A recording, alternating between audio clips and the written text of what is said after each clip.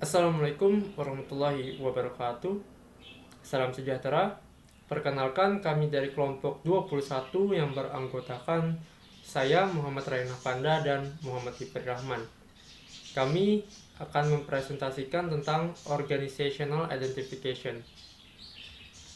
Jadi definisi organization identification itu adalah konsep kunci dalam psikologi organisasi dan mengacu pada sejauh mana karyawan mendefinisikan diri mereka sendiri sebagai anggota organisasi dan sejauh mana mereka mengalami rasa kesatuan dengan nilai-nilai, merek, metode, dan lainnya dalam suatu organisasi. Dalam organizational identification ini terdapat subkomponen utama menurut Edwards dan P.K. Yang pertama itu ada kategorisasi diri dan self-labeling. Ini adalah bagaimana seorang karyawan mengkategorisasikan diri mereka terhadap organisasi yang mereka ikuti. Yang kedua itu integrasi tujuan dan nilai organisasi pada sistem keyakinan mereka. Jadi untuk yang kedua ini adalah seberapa besar keyakinan seorang karyawan telah terintegrasi dengan keyakinan organisasi. Jadi contohnya, biasanya seorang individu mengikuti sebuah organisasi karena keyakinan mereka sejalur dengan keyakinan organisasi. Misal, seorang yang tujuannya ingin membantu korban-korban perang, maka dia kemungkinan besar akan mencari organisasi kemanusiaan seperti Red Cross, WHO, UNICEF, dan lainnya. Lalu, yang ketiga ada rasa ketertarikan afektif dari individu kepada organisasi.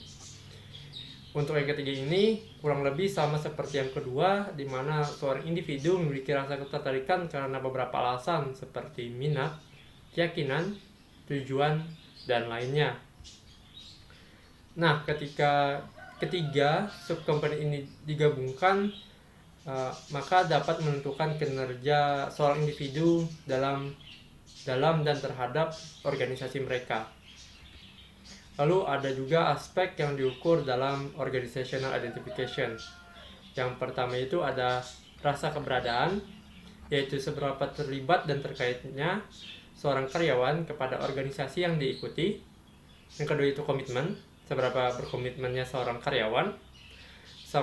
Untuk yang ketiga itu kategorisasi diri. Nah, yang ketiga ini sama seperti self-labeling, yaitu bagaimana seorang karyawan mengkategorisasikan identitas sosial mereka terhadap organisasi yang mereka ikuti. Dan yang keempat, keyakinan, seperti saya jelaskan. Jadi tujuan tentang aspek-aspek yang diukur ini adalah untuk mengetahui kedalaman identifikasi organisasi seorang individu. Baik, selanjutnya akan dilanjutkan oleh rekan saya, Muhammad Hifri Rahman. Silakan. Baik, untuk yang selanjutnya ada faktor yang menyebabkan terjadinya organizational identification. Menurut Meyer dan Allen, mereka membuat 3 komponen yang bisa membuat individu berkomitmen terhadap organisasinya, yaitu 1, komitmen afektif, yang menunjukkan pada keterikatan pegawai terhadap identifikasi dengan keterlibatan dalam organisasi.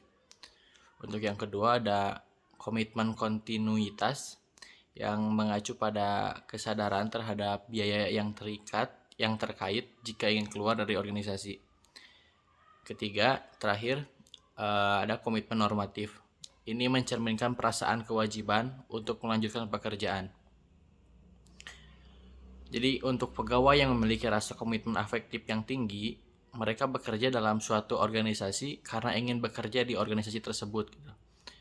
Sedangkan untuk pegawai yang hubungan utamanya berdasarkan komitmen kontinuitas, mereka bekerja karena mereka perlu untuk bekerja.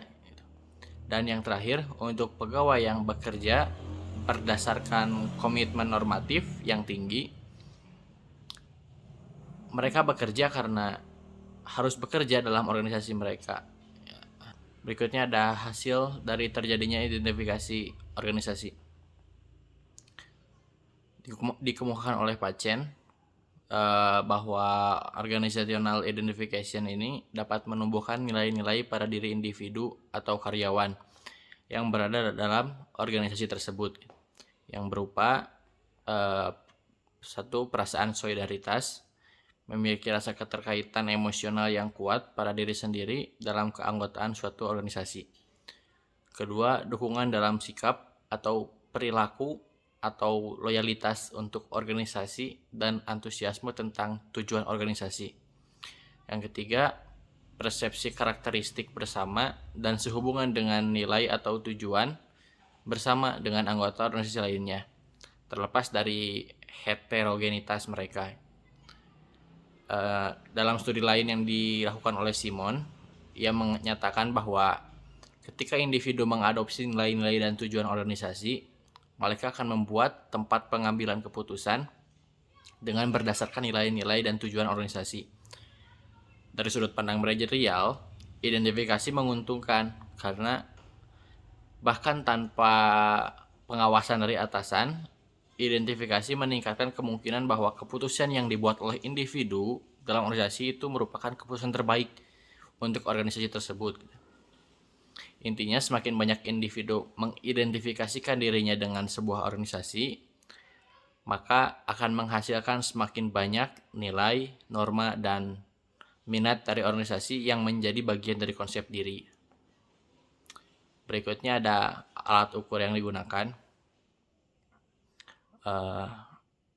Pada intinya, pengukuran terkait identifikasi organisasi ini menggunakan metode kuesioner ya. Namun, terdapat dua indikator dalam penilaiannya. Yang pertama, skala Mel, yang kedua Organizational Identification Questionnaire. Disimpulkan bahwa ukuran skala Mel lebih sempit sehingga berbeda dengan penelitian lainnya, sedangkan Organizational Identification Questionnaire lebih tumpang tindih dengan pengukuran komitmen organisasi. Maka sebab itu, mungkin skala Mel lebih efektif saat memeriksa ataupun memprediksi perilaku peran ekstra karyawan dalam keterlibatan kerja. Namun, Organizational Identification Questionnaire adalah indikator yang lebih baik dalam memprediksi niat karyawan seperti untuk meningkatkan organisasi. Mungkin cukup sekian dari kami. Kurangnya mohon dimaafkan, lebihnya mohon dimanfaatkan. Wassalamualaikum warahmatullahi wabarakatuh.